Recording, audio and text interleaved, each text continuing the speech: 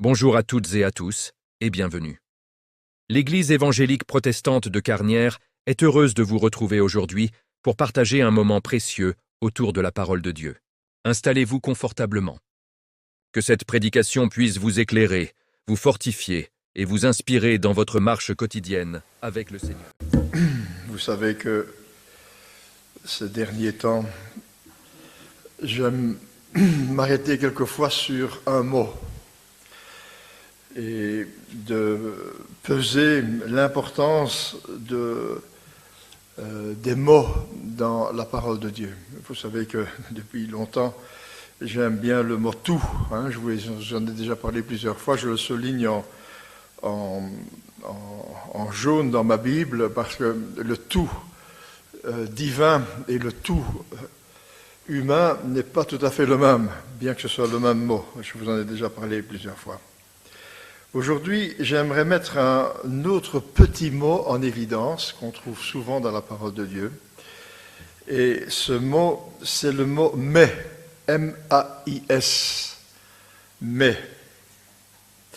Et je vous propose de relever quelques « mais » dans l'Écriture pour mettre en lumière l'impact que ce petit mot peut avoir. Et quelquefois, un tout petit mot comme ça, vous allez voir, a changé des choses très très importantes. Et pour vous mettre en abois, que quelquefois dans notre vie, quelquefois des réactions ou des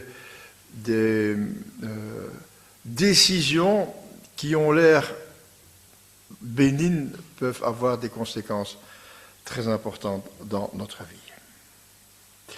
Il y a quelque part deux sens qu'on pourrait donner au mot « mais », vous allez le voir, je vais essayer de vous expliquer ça. Un « mais » pour marquer l'incrédulité et un « mais » pour marquer la différence. On va voir ça dans quelques textes que je vous propose. Alors, on va commencer par un texte dans Deutéronome 18. Deutéronome 18, au verset 9.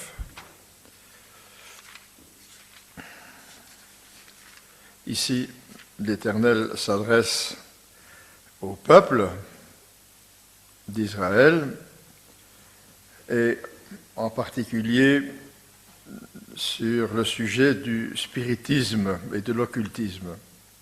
Ce n'est pas vraiment ça que je voudrais mettre en avant, mais il y a un « mais » là-dedans, vous allez voir. Lorsque tu seras entré dans le pays que l'Éternel ton Dieu te donne, tu n'apprendras point à imiter l'abomination de ces nations-là. Qu'on ne trouve chez toi personne qui fasse passer son fils ou sa fille par le feu, personne qui exerce le métier de devin, d'astrologue, d'augure, de magicien, d'enchanteur, personne qui consulte ceux qui évoquent les esprits ou qui disent la bonne aventure, personne qui interprète les morts, car quiconque fait ces choses est en abomination à l'Éternel, et c'est à cause de ces abominations que l'Éternel, ton Dieu, va chasser ces nations devant toi. Tu seras entièrement à l'Éternel, ton Dieu, car les nations que tu chasseras écoutent les astrologues et les devins. Mais, voilà le premier mais toi, l'Éternel, ton Dieu, ne le permet pas. Voilà, un mais qui sépare ce qu'on peut faire et ce qu'on ne peut pas faire. Un deuxième mais, si vous voulez bien, maintenant dans le Nouveau Testament, Matthieu chapitre 14, un passage qu'on connaît très bien, Matthieu 14, verset 24.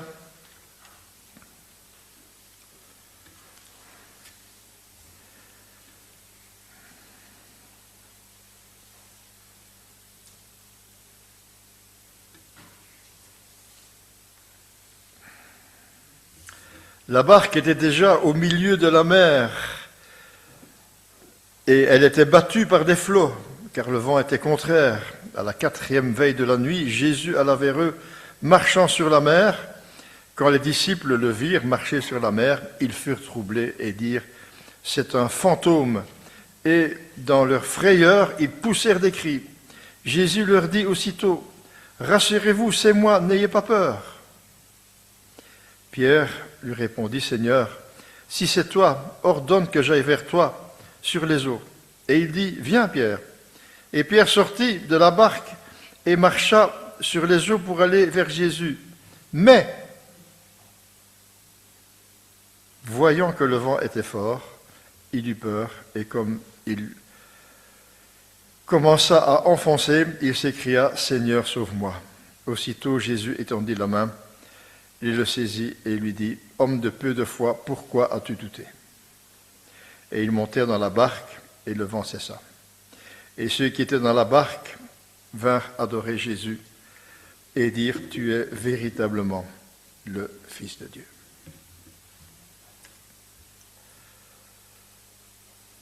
Il y a encore un mais qui se trouve dans le livre du Nombre, dans les 2 chapitres 13 et 14 du livre des Nombres, qui relate l'histoire, une période de l'histoire du peuple d'Israël. Nous n'allons pas à lire ces 2 chapitres parce que ça va prendre trop le temps, je vais vous en faire le résumé, mais vous connaissez certainement cette histoire, car après la sortie d'Égypte, Moïse envoie 12 éclaireurs dans le pays de Canaan avant d'y entrer. Et leur mission était d'explorer le pays promis. Et ils devaient rapporter des fruits, ils devaient rapporter pour voir si la terre était fertile, pour voir comment étaient les gens, s'ils étaient gentils. Donc ils devaient faire un rapport. Et au terme de cette exploration de 40 jours, les éclaireurs reviennent vers le peuple d'Israël avec des fruits et rapportent à Moïse et Aaron ce qu'ils ont vu. Et on lit, si vous voulez bien, le verset 27 de Nombre 13. Et effectivement, comme le Seigneur nous l'a dit, c'est un pays où coule le lait et le miel. Il y a des fruits en abondance. Et en voilà la preuve. Mais le peuple qui habite ce pays est puissant. Et ils ont des villes fortifiées très grandes. Et l'Écriture précise qu'alors, le peuple commence à murmurer contre Moïse. L'un des explorateurs, Caleb, prend la parole pour apaiser le peuple, pour le faire taire et l'encourager à s'emparer du pays promis.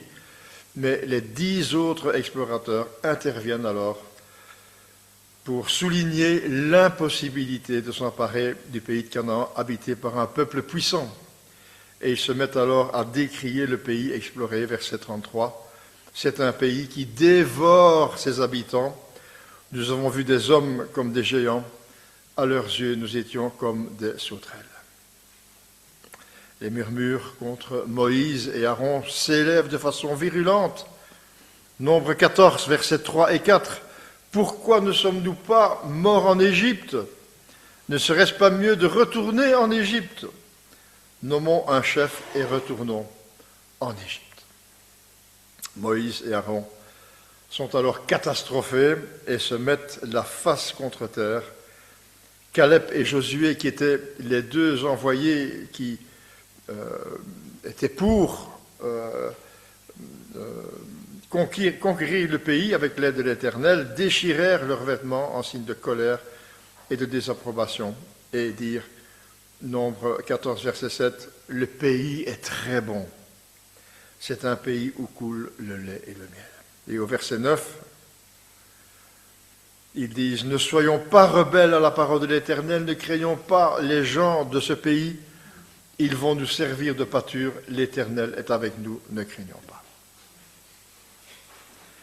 Et dans la suite de l'histoire, le peuple n'écoute pas, la tension ne cesse de croître, le peuple parle alors de les lapider, tout cela aux frontières du pays promis, après avoir quitté l'Égypte et vu les grands miracles, dont le miracle de la mer Rouge qui s'est ouverte et s'est refermée derrière eux.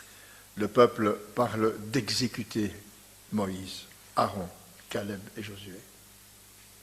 Dieu intervient alors, irrité par la rébellion du peuple, comme l'Éternel parle de détruire le peuple et d'en refaire un nouveau à partir de Moïse. Ce dernier prie. Ça vaut la peine de lire cette prière. Pour ce peuple rebelle, et Dieu écoute la prière de Moïse, il va toutefois punir le peuple. Les incrédules, ils n'entreront pas dans le pays promis à cause de leur rébellion contre l'Éternel. Ils ne verront pas le pays de Canaan parce qu'ils ont dit oui, mais.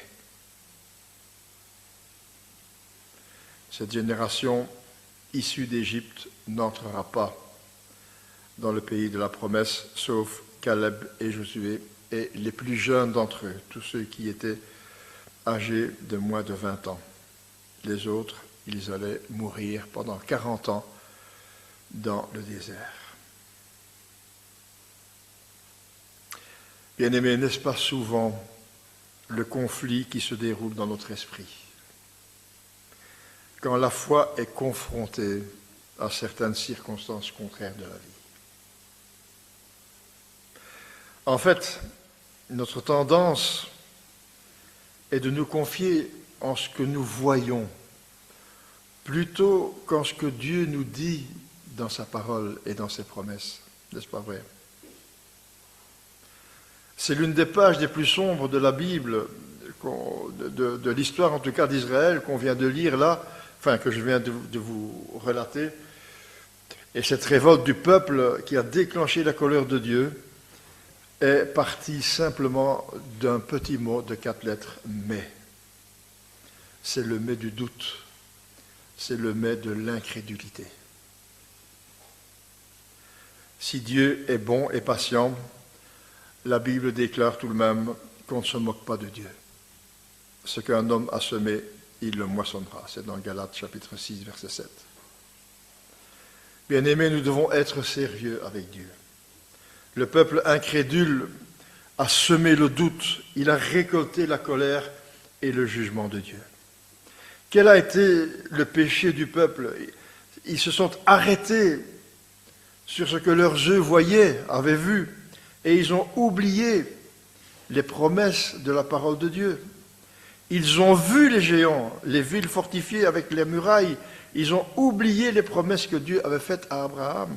Et je les relis dans Genèse 13, verset 14, où Dieu s'adresse à Abraham et lui dit « Regarde vers le nord et vers le sud, vers l'est et l'ouest, car tout le pays que tu vois, je le donnerai à toi et à ta postérité pour toujours. » La vue des géants contre la promesse faite à Abraham. Ils ont oublié que nous devons marcher par la vue, par la foi, et non par la vue.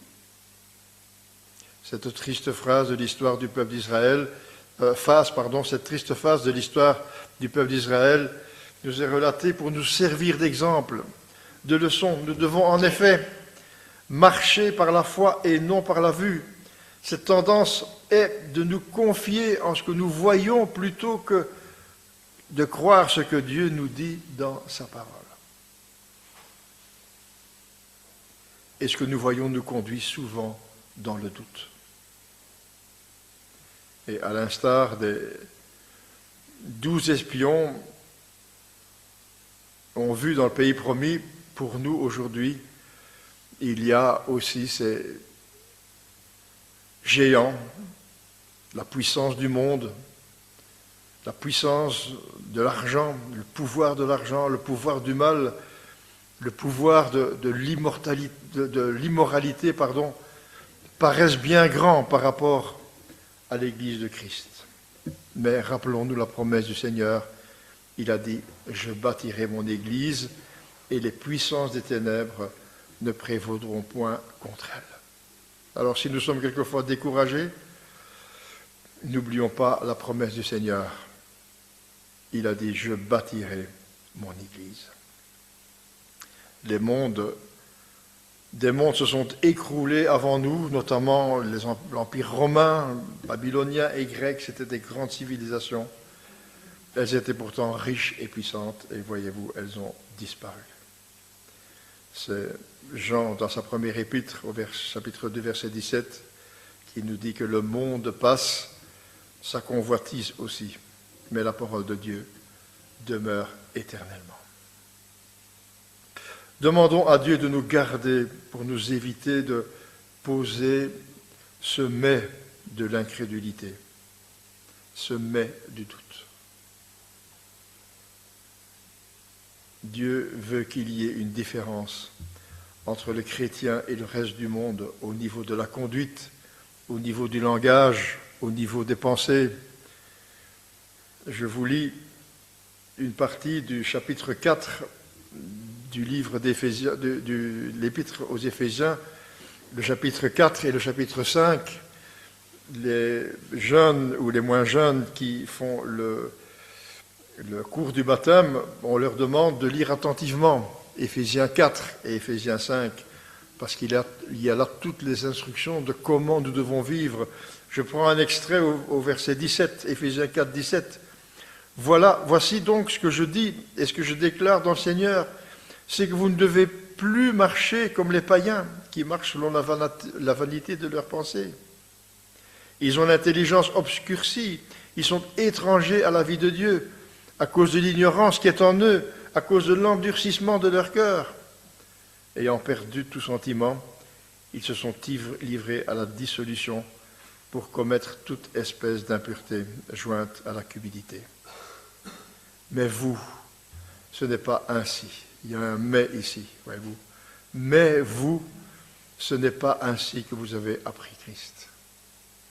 Si demain vous l'avez entendu, et si conformément à la vérité qui est en Jésus, c'est en lui que vous avez été instruits à vous dépouiller, eu égard à votre vie passée, du vieil homme qui se corrompt par les convoitises trompeuses, à être renouvelé dans l'esprit de votre intelligence, à revêtir l'homme nouveau, créé selon Dieu, dans une justice et une sainteté que produit la vérité. Le deuxième texte que nous avons lu au départ nous parle de Jésus qui marche sur les eaux. Il invite Pierre à le rejoindre. Pierre sort de la barque, marche sur les eaux pour aller vers Jésus, mais le texte nous dit, Matthieu 14, 30, « Mais, voyant que le vent était fort, il eut peur et commença à s'enfoncer. » C'est le « mais » du doute, le « mais » de l'incrédulité. Les yeux de Pierre se détournent de Christ. L'apôtre voit les vagues, il oublie la parole du Seigneur qui l'invite et lui dit « Viens ». On rencontre encore un « mais » de l'incrédulité. À la fin de l'évangile de Matthieu, mes bien-aimés, je ne sais pas si vous vous rappelez, après la résurrection du Christ et juste avant son ascension, Jésus rassemble ses disciples en Galilée pour leur donner quelques dernières instructions. Et au chapitre 16, au verset 16 du chapitre 28 de Matthieu, il est dit que les 11 allèrent en Galilée, sur la montagne que Jésus leur avait désignée. Et quand ils le virent, ressuscité bien sûr, ils l'adorèrent. Mais quelques-uns eurent encore des doutes. C'est un verset qui m'attriste très fort, parce que ces disciples ont voyagé avec Jésus pendant 3 ans, peut-être 3 ans et demi. Ils ont vu les miracles, ils ont entendu l'enseignement, ils ont vu la vie de Jésus. Jésus avait une vie magnifique, il était parfait. Ils l'ont vu sur la croix, ils l'ont vu ressusciter. Jésus s'est présenté à eux, même plusieurs fois pendant cette période qu'il est resté sur la terre encore pendant 40 jours. Et malgré tout, ils eurent des doutes. Bien-aimés, les doutes et l'incrédulité est le fléau de nos vies. Je répète ça. Le doute et l'incrédulité, c'est le fléau de nos vies. Il y a une prière qui est adressée par un père dont le fils était possédé. Et il dit au Seigneur dans Marc 9, verset 23, « Seigneur, viens au secours de notre incrédulité. » Et je crois que nous devons prier, bien-aimés, souvent cette prière. Viens au secours de notre incrédulité et débarrasse-nous à jamais de ces « mais » de doute pour les remplacer par des « oui » à la fois. Oui, Seigneur, je crois ta parole. Oui, je crois en tes promesses. Et je reviens encore quelques instants au passage que nous avons lu tout au début dans le Deutéronome. Je vous rappelle que c'était un passage qui était en rapport avec l'occultisme. Je relis le verset 9 du chapitre 18 de Deutéronome. Lorsque vous serez entrés dans le pays de l'Éternel, votre Dieu, que je vous donne, n'allez pas imiter les pratiques abominables des peuples qui y habitent actuellement. Verset 14. Car ces nations que vous allez déposséder écoutent leurs faiseurs de présages et les devins, mais pour vous, l'Éternel, votre Dieu, n'a rien voulu de pareil. Nous également, mes bien-aimés, nous sommes confrontés aux puissances du mal. Nous devons lutter, nous dit l'Épître aux Galates, pas contre les puissances, contre les dominations, mais l'Éternel désire que nous combattions contre eux. Dieu a mis des limites au peuple. Vous ne devez pas vous vivre comme ces nations qui sont autour de vous. Dieu donc met des limites. Nous avons besoin de limites. Nous avons été faits ainsi par Dieu. Certaines choses sont permises et d'autres sont interdites. Hélas, l'homme se croit adulte, se croit libéré, dégagé de toute limite. C'est pour la raison pour laquelle il rejette souvent Dieu et refuse ses commandements. L'homme veut fixer sa propre loi et déterminer ses propres limites. Pourtant, Dieu nous a donné sa loi comme une barrière de sécurité pour nous protéger nos vies. Et surtout, ce que nous oublions souvent, pour nous donner le bonheur. Il n'y a pas de bonheur sans la loi. Je prends Psaume 25, verset 12, où le psalmiste dit « Quel est l'homme qui craint l'Éternel ? L'Éternel lui montre la voie qu'il doit choisir. Son âme reposera dans le bonheur, et sa postérité possédera le pays. » Des promesses, il y en a 5000 dans la Bible, pour ceux qui veulent suivre fidèlement le Seigneur et qui savent voir où sont les limites que le Seigneur a données pour sa vie. Dieu a donné ses commandements pour le bonheur de la race humaine et pour le bien des familles. Dès les premières pages de la Bible, Dieu a posé des limites sur sa créature.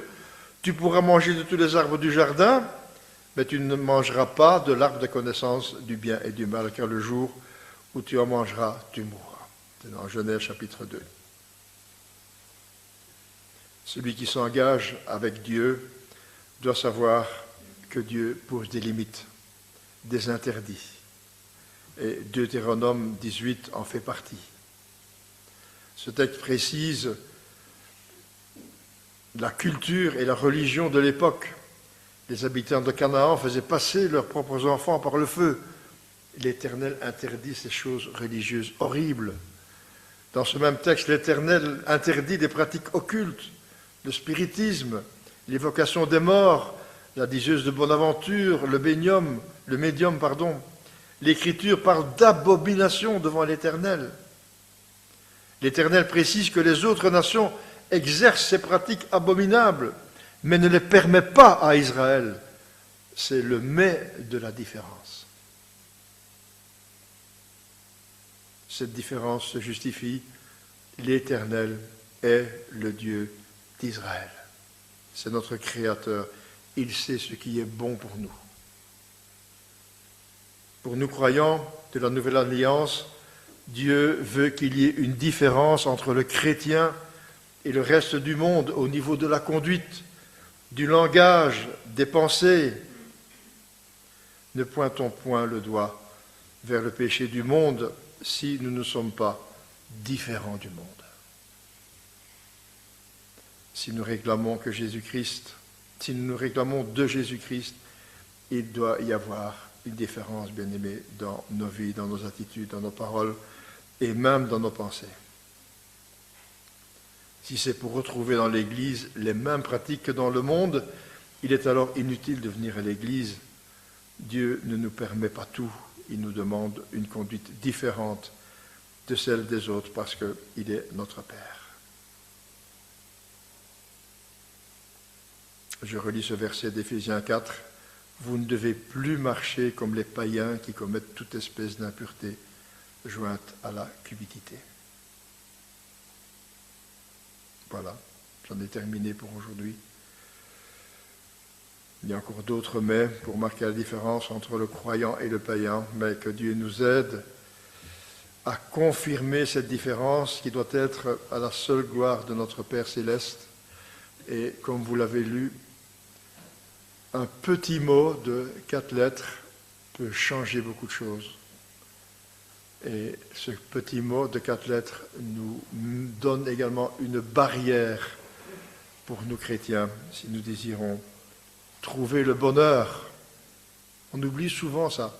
Je le dis souvent quand j'ai l'occasion de parler aux jeunes, je leur dis que la loi du Christ, la loi du Seigneur n'est pas faite pour nous donner des interdits. En réalité, elle est faite pour nous donner le bonheur. C'est comme dans un livre d'instruction qui nous est donné avec un appareil ménager où si on lit attentivement ce mode d'emploi, eh bien nous serons heureux d'utiliser l'appareil, que sinon on va chipoter et voilà, vous comprenez ce que je veux dire. Que le Seigneur bénisse sa parole, mes bien-aimés. Merci d'avoir partagé ce moment avec nous. Que ce message vous accompagne et vous fortifie dans votre marche avec Dieu. N'hésitez pas à vous abonner pour recevoir les prochaines prédications et à partager autour de vous. Que Dieu vous bénisse richement. À très bientôt.